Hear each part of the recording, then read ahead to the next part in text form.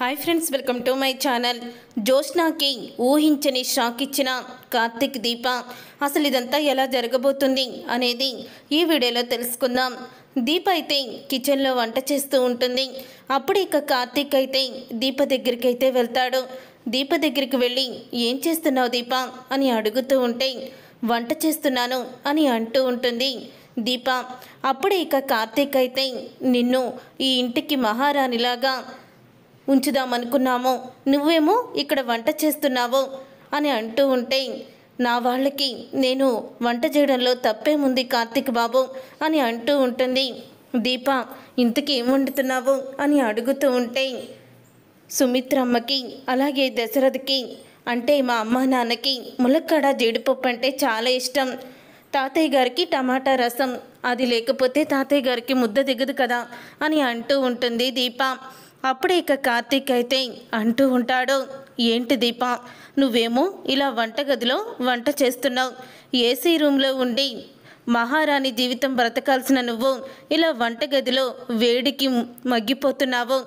కానీ ఈ వంటగదిలో పని మనిషిలా పని చేయాల్సిన జోష్న చక్కగా పట్టు పరుపుల మీద కూర్చొని ఏసీ గదిలో రిలాక్స్ అవుతుంది అని అంటూ ఉంటాడు కార్తీక్ అయితే. అప్పుడే ఇక అంటూ ఉంటుంది దీప అయితే, ఒకవేళ నేను ఈ ఇంటికి ఆడపిల్లనని ఈ ఇంటి వారసురాలని తెలిసిన తరువాత కూడా నేను ఇలాగే ఉంటాను కార్తీక్ బాబు. మా అమ్మ నాన్నకి ఇష్టమైనవి వాళ్ళు కడుపు నిండా కూడా సంతృప్తిగా తినేవి వండి పెడితే అంతకన్నా ఆనందం ఏముంది చెప్పండి. పట్టు పరుపులు, ఏసీ గదులు, కాస్ట్లీ కార్లు, కాస్ట్లీ ఇల్లు ఇవేమీ కూడా నాకు సంతోషాన్ని ఇవ్వవు. మా అమ్మ నాన్న, మా తాతయ్య సంతృప్తిగా భోజనం చేసి నేను వండింది తిని వాళ్ళు ఆనందంగా ఉంటే, ఆరోగ్యంగా ఉంటే నాకు అదే కోట్ల విలువైన డబ్బుతో సమానం అని అంటూ ఉంటుంది దీప. మొత్తానికి సుమిత్ర గారి అమ్మాయి అని అనిపించుకున్నావు దీప అని అంటూ ఉంటాడు కార్తీక్ అయితే. ఏంటి కార్తీక్ బాబు, అస్తమాలు ఆ పేరు తీయకండి, ఎవరైనా వింటే అని అంటూ ఉంటుంది దీప. ఇంతలో ఇక జోష్న అయితే కార్తీక్ ఎక్కడికి వెళ్ళాడా అని వెతుక్కుంటూ అయితే వస్తుంది. కార్తీక్ బాబా బయట ఉన్నాడా, మరి దీప ఏం చేస్తుంది వంటగదిలో అని వంటగది దగ్గరికి వచ్చేసరికి అప్పుడే ఇక దీప అయితే ప్రతిసారి సుమిత్ర గారి అమ్మాయి అని అనొద్దని చెప్పి ఎవరైనా ఇంటే బాగోదని అంటూ ఉంటుంది దీప. అంతలో కార్తీక్ అయితే ఎవరు విన్నా పర్వాలేదు, ఆ బ్రహ్మరాక్షసు వింటేనే ప్రాబ్లం అని అంటూ జోష్న అని అంటూ ఉంటాడు. అప్పుడే ఇక జోష్న అయితే అక్కడికి వస్తుంది. జోష్నాని చూసి షాక్ అయిపోతూ ఉంటాడు కార్తీక్ అయితే. అప్పుడే జోష్న సీరియస్గా లోపలికైతే వస్తుంది. ఈ జోష్న మొత్తం వినేసిందా ఏంటి అని అనుకుంటూ ఉంటాడు కార్తీక్. అందుకని ప్రతిసారి అనొద్దన్నానని దీప మనసులో అనుకుంటూ ఉంటుంది. ఇప్పుడు ఏం చెయ్యాలి అని దీప టెన్షన్ పడుతూ ఉంటే, ఏంటి ఆపేశారు, నన్ను చూసి మాట్లాడుకోవడం ఆపేశారేంటి అని అడుగుతూ ఉంటుంది జోష్న. మేమేం మాట్లాడుకుంటున్నాం అని అనగానే ఆవిడ గారేమో, అస్తమాలు ఆ పేరు తీయకండి కార్తీక్ బాబు, ఎవరైనా వింటే ప్రాబ్లం అవుతుంది అని అంటుంది. నువ్వేమో ఎవరు విన్నా పర్వాలేదు, ఆ బ్రహ్మరాక్షసి జోష్న అంటే నేను వింటేనే ప్రాబ్లం అవుతుంది అంటున్నావు. అసలు ఏ పేరు, దేని గురించి మాట్లాడుకుంటున్నారు మీరు అని అడుగుతూ ఉంటుంది జోష్న. అప్పుడే ఇక అసలు నా పేరు ఎందుకు ప్రస్తావిస్తున్నారు, పదే పదే నా పేరు ఎందుకు తలుచుకుంటున్నారో చెప్తారా లేదా అని అంటూ ఉంటే, ఇంట్లో పని చేయడానికి పనికి వచ్చిన వాళ్ళము మీ పేరు కాక ఇంకెవరి పేరు తలుచుకుంటాం ఓనర్ గారు అని అంటూ ఉంటాడు కార్తీక్ అయితే. అప్పుడే అసలు నా గురించి ఏం చెప్పుకుంటున్నారో చెప్పండి, చెప్పు దీప, అయినా నువ్వు డ్రైవర్వి కదా, ఎందుకు నువ్వు కిచెన్లో ఉన్నావు అని అంటూ ఉంటే, నా భార్యకి నేను సహాయం చేస్తున్నాను, మరి భర్త భార్యకి సహాయం చేయడంలో తప్పేముంది అని అంటూ ఉంటాడు కార్తీక్ అయితే. నువ్వు డ్రైవర్ కింద అక్కడే ఉండాలి, వంటగదిలోకి రాకూడదు అని అంటూ ఉంటే, నా భార్యకి నేను ఏదైనా చేస్తాను, అది మీకు అనవసరం, నేను ఇక్కడ పనివాణ్ణి అంతే అని అంటూ ఉంటే, ఏంటి మాట దాటేస్తున్నావేంటి, అయినా రెస్పెక్ట్ ఇవ్వు అని అడుగుతూ ఉంటే, రెస్పెక్ట్ ఏది అని అడుగుతూ ఉంటుంది జోష్న. అలాగే ఓనర్ గారు, ఇది రెస్పెక్ట్ కావాలా, పని చేయడం కావాలా అని అడుగుతూ ఉంటాడు. కార్తీక్ అయితే రెండూ కావాలి అని అంటూ ఉంటుంది జ్యోత్స్న. అయితే వెళ్ళి మీరు రెస్పెక్ట్ కూడా ఇవ్వాలని అగ్రిమెంట్లో రాసుకోండి ఓనర్ గారు అని అంటూ ఉంటే, నువ్వు వెళ్ళి పెట్రోల్ కొట్టించు అని అంటూ ఉంటుంది జ్యోత్స్న. అయితే అయ్యో ఓనర్ గారికి కోపం వచ్చిందట్టుంది, ఎంతైనా పుట్టుకతోనే శ్రీమంతులు కదా అని కార్తీక్ అంటాడు. ఆ మాట విని ఒక్కసారే షాక్ అయిపోతూ ఉంటుంది జ్యోత్స్న. మీరు పుట్టుకతోనే శ్రీమంతులు కదా అని అనగానే కార్తీక్ అయితే దీప వంక చూస్తూ, అవును దీప, పుట్టుకతోనే శ్రీమంతులని ఎవరిని అంటారు, నీకేమన్నా తెలుసా అని అంటూ ఉంటే, అయ్యో నేను పెద్దగా చదువుకోలేదు కదా, నాకు తెలీదు కార్తీక్ బాబు అని అంటూ ఉంటే, ఓహో నువ్వు పెద్దగా చదువుకోలేదు కదా, ఇదిగో గ్రాడ్యుయేషన్ పూర్తి చేసిన మన ఓనర్ గారు ఉన్నారు కదా, చెప్పండి ఓనర్ గారు, పుట్టుకతోనే కోటీశ్వర్లు అంటే అర్థం ఏంటి అని అంటూ ఉంటే, అప్పుడే ఇక నాకు తెలీదు అని అంటూ ఉంటుంది జ్యోత్స్న. ఓనర్ గారికి కూడా తెలియదంట దీప, ఇప్పుడు నువ్వే చెప్పాలి అని కార్తీక్ అంటూ ఉంటాడు. ఏంటి కార్తీక్ బాబు ప్రతిదీ నాతో ముడిపెడతారు అని అంటూ ఉంటుంది దీప. అయితే మరి నీతో ముడిపెట్టాలనే కదా ఇంత చేస్తున్నాను, చెప్పు దీప అని కార్తీక్ గారంగా అడుగుతూ ఉంటే, పుట్టుకతోనే కోటీశ్వరాలంటే పుట్టినప్పటికీ వాళ్ళ అమ్మా నాన్న కోటీశ్వర్లు అయితే కోటీశ్వర్లు అవుతారు, అందుకని పుట్టుకతోనే కోటీశ్వర్లు అంటారు. అప్పుడే ఇక ఓహో మరి పుట్టుకతో కోటీశ్వర్లు కాకుండా ఇంట్లో పని చేసే వాళ్ళకో ఎవరికో పుట్టి కోటీశ్వర్ల దగ్గర పెరుగుతూ ఉంటే వాళ్ళని కూడా పుట్టుకతోనే కోటీశ్వర్లు అంటారా, లేకపోతే మధ్యలోనే కోటీశ్వర్లు అంటారా అని జ్యోత్స్నాని అంటూ ఇక కార్తీక్ అయితే చెప్తూ ఉంటాడు. అప్పుడే జ్యోత్స్న షాక్ అయిపోతూ ఇక కార్తీక్తో మనసులో అనుకుంటూ ఉంటుంది, బావ అన్నమాట నాకెందుకు తగిలింది అది అని అనుకుంటూ, నాకు సంబంధించిన విషయంలాగే ఉంది అని అనుకుంటూ ఉంటుంది జ్యోత్స్న.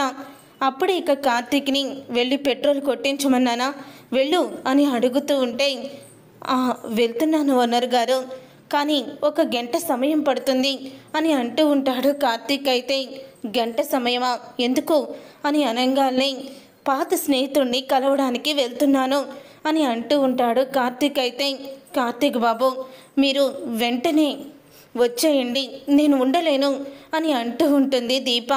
వాళ్ళిద్దరి మాటలకి మండిపోతూ ఉంటుంది జ్యోత్స్నకి. అయితే మీకోసం స్వీట్ చేస్తున్నాను, తొందరగా వచ్చేయండి అని అనగానే, సరే దీప తొందరగా వచ్చేస్తాను కదా, వెళ్తుంది పెట్రోల్ కొట్టించడానికి, అమెరికానో లండన్ కాదో, ఒక గంట కూడా చూసుకోకుండా ఉండలేరా అని అంటూ ఉంటే, మా భార్యాభర్తల మధ్య 1,00,000 ఉంటాయి, మా ఇద్దరి ప్రేమ అలాంటిది ఏ దీప అని అంటూ ఉంటే, అవును కార్తీక్ బాబు త్వరగా వచ్చేయండి, మీకోసం స్వీట్ చేస్తున్నాను అని అంటూ ఉంటుంది దీప.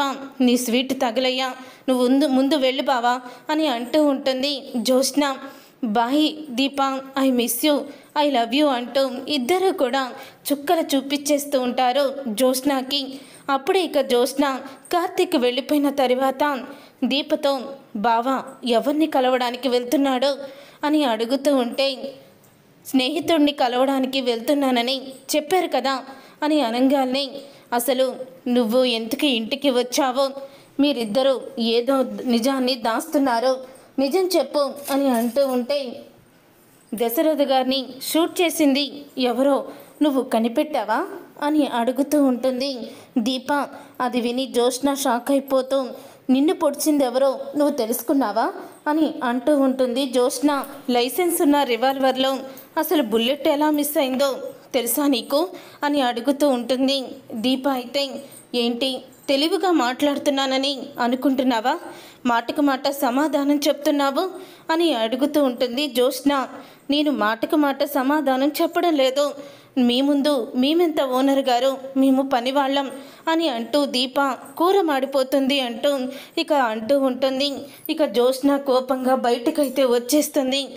కార్తీక్ బాబు నీ పని మీదే వెళ్ళారు జ్యోత్స్న, ఇప్పటి వరకు మీరు ఆడారు, ఇప్పుడు మేము ఆట మొదలుపెట్టాం, చూస్తూ ఉండు, నీకు ఇక చుక్కలే కనపడతాయి అని అంటూ ఉంటే, ఇక ఆ మాట విని అప్పుడే తరువాత ఇక కార్తీక్ అయితే గౌతమ్ని కలవడానికి వెళ్తాడు. ఇక గౌతమ్ని కలవడానికి వస్తున్న కార్తీక్ని చూసి గౌతమ్ అయితే వీడు ఎంత సీరియస్గా వస్తున్నాడంటే నేనే తన భార్యని పొడిచానన్న విషయం వీడికి తెలిసిపోయిందా అని అనుకుంటూ ఉంటాడు. గౌతమ్ అయితే ఎందుకు నన్ను ఫోన్ చేసి రమ్మని చెప్పావు అని అంటూ ఉంటే నువ్వు నా భార్యని ద్వేషిస్తావు, అయినా సరే నేను ఫోన్ చేయగానే నువ్వు వచ్చేసావు, నువ్వు రియల్లీ గ్రేట్ గౌతమ్ అని అంటూ ఉంటే ఇప్పుడు నువ్వు నిజం చెప్పు, ఎందుకు నన్ను రమ్మన్నావు, అయినా నేనేమన్నా తప్పు చేశానా ఏంటి, తప్పు చేసిన వాళ్ళు భయపడాలి ఎదురుపడ్డానికి, నేనేమి తప్పు చేయలేదే అని అంటూ ఉంటాడు. గౌతమ్ అయితే నువ్వు నిజంగా గ్రేట్ బ్రో, అవును నీ పెళ్లి సంగతి ఏం చేశావు అని అడుగుతూ ఉంటాడు. కార్తీక్ అయితే గౌతమ్ని పెళ్ళేంటి అని అనగానే అదే జ్యోత్స్న నీకు పెళ్లి సంగతి ఏం చేశావు అని అంటూ ఉంటే నువ్వు నీ దీప అరెస్ట్ అయినప్పుడు నాతో ఒకలా మాట్లాడావు, ఇప్పుడు ఒకలాగా మాట్లాడుతున్నావు ఏంటి కదా అని గౌతమ్ అడుగుతూ ఉంటాడు. కదేమీ లేదు గౌతమ్, ఇప్పుడు నువ్వు జ్యోత్స్న పెళ్లి చేసుకోవడమే నాకు కావాలి అని అంటూ ఉంటాడు. కార్తీక్ అయితే అసలు జ్యోత్స్నకి నాకు పెళ్ళవ్వాలని నువ్వెందుకు అంత ఇంట్రెస్ట్ చూపిస్తున్నావు అని గౌతమ్ అడుగుతూ ఉంటే తను నా మరదలు పెళ్లి గురించి నేను ఆలోచించాలి కదా అని అంటూ ఉంటే ఇప్పుడు నేను పెళ్ళికి ఒప్పుకుంటే మీ ఆవిడొచ్చి నన్ను 10 మందిలో కాలర్ పట్టుకొని నువ్వు అమ్మాయిల్ని మోసం చేసేవాడివి అంటూ నన్ను నిలదీస్తుంది, నేను ఈ పెళ్ళికి ఒప్పుకోలేను అని అంటూ ఉంటాడు. గౌతమ్ అయితే నీకు నేను మాట ఇస్తున్నాను, నా భార్య ఒక్క మాట కూడా మాట్లాడదు, నువ్వు జ్యోత్స్న ఎటువంటి భయం లేకుండా పెళ్లి చేసుకోవచ్చు, నేను గ్యారంటీ ఇస్తున్నానని చెప్పాను కదా అని అంటూ ఉంటే ఏంటి నిజంగానే నువ్వు ఇలా అంటున్నావా అని అంటూ ఉంటే నిజం చెప్తున్నాను, నేను గ్యారంటీ నా భార్య మీ విషయంలో జోక్యం చేసుకోదు, నువ్వు నా తోడల్లుడు అవ్వడం నాకు కావాలి, జ్యోత్స్నని పెళ్లి చేసుకోవాలి అని అంటూ ఉంటాడు. నువ్వు జ్యోత్స్నని పెళ్లి చేసుకుంటే అందరూ కూడా సంతోషంగా ఉంటారు కదా, మా కుటుంబం మొత్తం తాతయ్య మా మావయ్య మా అత్తయ్య అందరూ కూడా సంతోషంగా ఉంటారు, అదే నాకు కావాలి అని అంటూ ఉంటాడు. కార్తీక్ అయితే అప్పుడే ఇక కార్తీక్ మాటలు నమ్మేస్తాడు. గౌతమ్ అయితే నమ్మేసి సరే అయితే ఇప్పుడు మీ మావయ్య పూర్తిగా కోలుకున్నారు కాబట్టి నేను వస్తాను, ముందు మా అమ్మ నాన్నని తీసుకురాను, నేనే వచ్చి మాట్లాడతాను అని అంటూ ఉంటాడు గౌతమ్. తరువాత ఇక కార్తీక్ అయితే నేను నీ దగ్గరికి వచ్చి పెళ్లి విషయం మాట్లాడానని ఎవ్వరికి చెప్పొద్దు అని అంటూ ఉంటే నేనెందుకు చెప్తాను అని అంటూ ఉంటాడు. అయినా ఎందుకు చెప్పొద్దంటున్నావు అని అడుగుతూ ఉంటాడు గౌతమ్. ఎందుకంటే ఆ క్రెడిట్ అంతా నీకే దక్కాలి, నువ్వు నా తోడలుడు అయితే నాకు ఆనందమే కదా అని అంటూ ఉంటాడు. కార్తీక్ అయితే సరే చెప్పనులే వస్తాను అని అంటూ గౌతమ్ అయితే చెప్తాడు. అప్పుడే కార్తీక్ అయితే చాలా సంతోషపడుతూ ఇప్పటి వరకు జ్యోత్స్న నువ్వు కలిసి వేసిన డ్రామాలకి పై ఎత్తు డ్రామాలు నేను వేయబోతున్నాను, ఇక మీరు నా నుంచి తప్పించుకోలేరు అని అంటూ ఉంటాడు. కార్తీక్ అయితే మనసులో అనుకుంటూ ఉంటాడు. ఇక ఇదంతా ఇలా జరుగుతూ ఉండగానే అప్పుడే ఇక జ్యోత్స్న అయితే నుంచొని ఆలోచిస్తూ ఉంటుంది. జ్యోత్స్న నుంచొని ఆలోచిస్తూ ఉండగా అప్పుడే ఇక పారిజాతం జ్యోత్స్న దగ్గరికి అయితే వచ్చి ఏంటి ఒంటరిగా అలా దిగులుగా నుంచొని ఆలోచిస్తున్నావు అని అడుగుతూ ఉంటే ఏం లేదు గ్రాని, బావ ఒక మాట అన్నాడు, ఆ మాట నాకు గుండెల్లోకి చాలా గుచ్చుకుంది అని అంటూ ఉంటుంది జ్యోత్స్న. ఏమన్నాడే అని అంటూ ఉంటుంది పారిజాతం. ఏమనేదేముంది, అసలు కోటీశ్వర్లంటే ఎవరు పుట్టుకతోనే కోటీశ్వర్లా, లేకపోతే పని మనిషి కూతుర్ని పెంచుకున్న తర్వాత అమ్మాయి కూడా కోటీశ్వరాలేనా అంటూ మాట్లాడాడు. అప్పుడే ఇక అది విని నా గురించి అన్నాడేమో, ఒకవేళ బావకి నిజం తెలిసిపోయిందేమో అని నాకు అనిపిస్తుంది గ్రాని అని అంటూ ఉంటే ఒసే పిచ్చిదానా, నీ గురించి వాడికి నిజం ఎలా తెలుస్తుంది, తెలీదు, నువ్వు ఊహించుకుంటున్నావంతే, అయినా నీకు గోల్డెన్ డేస్ మొదలయ్యాయి, నీ జాతకం చూశాను, చాలా బాగుంది అని అంటూ ఉంటుంది పారిజాతం. అలా అనుకుంటూ ఉండంగానే గౌతమ్ అయితే ఎంట్రీ ఇస్తాడు. గౌతమ్ని చూసి జ్యోత్స్న, పారిజాతం ఇద్దరూ కూడా షాక్ అయిపోతూ ఉంటారు. అప్పుడే ఇక పారిజాతం అయితే ఇదేంటే వీడొచ్చాడు, నువ్వు రమ్మన్నావా అని అంటూ ఉంటే, నేనెందుకు రమ్మంటాను గ్రాని అని అంటూ ఉంటుంది జ్యోత్స్న. ఇక గౌతమ్ అయితే అక్కడే కూర్చున్న దశరథ శివనారాయణ కాళ్ళకి మొక్కి ఎలా ఉన్నారు అని అడుగుతూ ఉంటాడు. అప్పుడే గౌతమ్ చూసి వాళ్ళు కూడా ఆశ్చర్యపోతూ కూర్చో బాబు అని అంటూ ఉంటారు. పెళ్ళి గురించి మాట్లాడదామని వచ్చానండి. మా పెళ్ళి అనుకున్న తర్వాత ఇంట్లో చాలా సమస్యలే వచ్చాయి. అందుకని ముందుగా నేనొచ్చి మాట్లాడి పెళ్ళి ఖాయం చేసుకొని తర్వాత అమ్మా నాన్నని తీసుకొద్దామని అనుకున్నాను అని అంటూ ఉంటే, అది విని ఒక్కసారి షాక్ అయిపోతూ ఉంటుంది జ్యోత్స్న. వీడేంటే పెళ్ళంటున్నాడు అని అనంగానే అది నాకు అర్థం కావడం లేదు గ్రాని అని అనుకుంటూ ఉంటుంది జ్యోత్స్న. సుమిత్ర సుమిత్ర అంటూ సుమిత్రని పిలుస్తాడు దశరథ. సుమిత్ర అయితే వస్తుంది. సుమిత్ర వచ్చిన తర్వాత ఇక జ్యోత్స్నాని కూడా పిలుస్తాడు శివనారాయణ. జ్యోత్స్న, పారిజాతం కూడా కిందకి వస్తారు. సుమిత్ర వచ్చాక సుమిత్ర కాళ్ళకి మొక్కుతాడు. గౌతమ్ అయితే వీడు మామూలు నటుడు కాదుగా, జీవించేస్తున్నాడు అని అనుకుంటూ ఉంటాడు క్యారెట్ తింటూ. కార్తిక్ అయితే అప్పుడే కార్తిక్నైతే చూస్తాడు గౌతమ్. ఏ కార్తిక్, నువ్వేంటి ఇక్కడున్నావు అని అడుగుతూ ఉంటాడు. గౌతమ్ అయితే అప్పుడే ఇక వాడిక మీద ఇక్కడే ఉంటాడు అని అంటూ ఉంటాడు శివనారాయణ. ఓహో, మీ ఫ్యామిలీస్ కలిసిపోయాయన్నమాట అని అంటూ ఉంటే, అది తర్వాత పెళ్ళి గురించి ఏదో అంటున్నావు అని అంటూ ఉంటే, ఏం లేదండి, ఇప్పటి వరకు మా పెళ్ళి అనుకున్నప్పుడల్లా ఏదో ఒక సమస్య వస్తూనే ఉంది. కానీ ఇక మీద ఎటువంటి సమస్యలు లేకుండా మా పెళ్ళి జరగాలని, మా పెళ్ళి మీద మీ అభిప్రాయం ఏంటో తెలుసుకోవాలని నేను వచ్చాను అని అంటూ ఉంటాడు గౌతమ్ అయితే. అప్పుడే ఇక జ్యోత్స్న అయితే, గ్రాని నువ్వు వెళ్ళి దీపని కాఫీ తీసుకురమ్మని చెప్పు అని అంటూ ఉంటే, దీప ఇక్కడే ఉంది కదా, వీడిని చూస్తే అది రెచ్చిపోతుంది అని అంటూ ఉంటుంది జ్యోత్స్న. అప్పుడే ఇక కార్తిక్ని వెళ్ళి కాఫీ తీసుకురా అని దబాయించి అడుగుతూ ఉంటుంది పారిజాతం. అప్పుడే ఇక అదేంటి కార్తిక్ని కాఫీ తీసుకురమ్మంటున్నారు అని గౌతమ్ అడుగుతూ ఉంటే, వాడిప్పుడు మా ఇంటి పనోడు కదా అని అంటూ ఉంటుంది పారిజాతం. అది విని ఒక్కసారి పనోడా అని అనంగానే పారిజాతం, నీ నోరు అదుపులో ఉండదా అని అంటూ శివనారాయణ కోప్పడతాడు. ఆహా, పనోడు కాదు బాబు, మనోడు. మనవాళ్ళు మనకి పని చేసుకుంటే తప్పేముంది, అందుకే అలా అన్నాను అని పారిజాతం మార్చేస్తుంది. మాట మార్చాను కాబట్టి బతికిపోయాను, లేకపోతే ఈ శివనారాయణ ఈరోజు నన్ను చంపేసేవాడు అని అనుకుంటూ ఉంటుంది పారిజాతం. నీ నోరు కుదురుగా ఉండదు గ్రాని అని అనంగానే అప్పుడే ఇక పారిజాతం అయితే, ఇప్పుడు దీప వస్తే సిచ్యువేషన్ ఎలా ఉంటుందంటావు అని అంటూ ఉంటుంది పారిజాతం. ఏముంది, ఆ గౌతమ్ చూసి అమ్మాయిలు జీవితాంతం ఆడుకునేవాడు అంటది.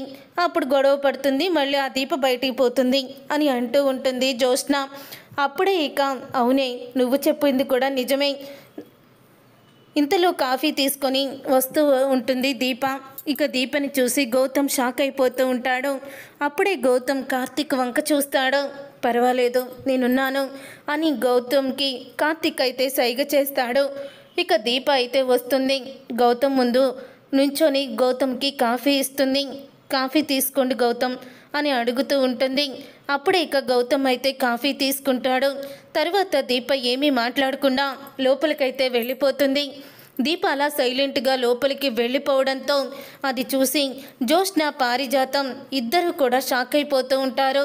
ఇదేంటి గ్రాని, ఇది వచ్చి గౌతమ్ గారిని చూసి భూకంపం సృష్టిస్తుందనుకుంటే ఇదేంటి ఇంత మౌనంగా వెళ్ళిపోయింది అని అంటూ జ్యోత్స్న షాక్ అయిపోతూ ఉంటుంది.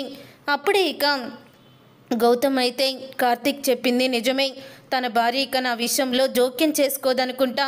ఇప్పుడు నేను నిర్భయంగా ధైర్యంగా జ్యోత్స్నాని పెళ్లి చేసుకోవచ్చు అని అనుకుంటూ ఉంటాడు గౌతమ్ అయితే. అప్పుడే ఇక శివనారాయణతో రేపు మా డాడీని మమ్మీని తీసుకొని వస్తాను, మీకు ఎటువంటి అభ్యంతరం లేకపోతే అని అంటూ ఉంటాడు గౌతమ్ అయితే. మీరిద్దరూ ఒకరినొకరు ఇష్టపడుతున్నారు, ఇక మాకెందుకు అభ్యంతరం ఉంటుంది, మీరు తరచూ కలుస్తూనే ఉన్నారు కదా, మీ పెళ్ళికి ముహూర్తాలు పెట్టించి నేనే కబురు పంపిస్తాను, రేపే పంతులు గారిని పిలిపిస్తాను అని జోష్నాకి ఊహించని షాక్ ఇచ్చేస్తాడు శివనారాయణ. చూసారుగా ఫ్రెండ్స్, రాబోయే కథలో ఖచ్చితంగా ఇలాగే జరగబోతుంది. మరి ఇలాగే జరగాలని మీరైతే కోరుకుంటున్నారా? అయితే వీడియోని తప్పకుండా లైక్ చేసి ఛానల్ని సబ్స్క్రైబ్ చేసుకొని పక్కనే ఉన్న గంట సింబల్పై ఆల్ అని క్లిక్ చేయండి. అప్పుడే మేము పెట్టే ప్రతి వీడియో మీరు మిస్ కాకుండా చూసేవచ్చు.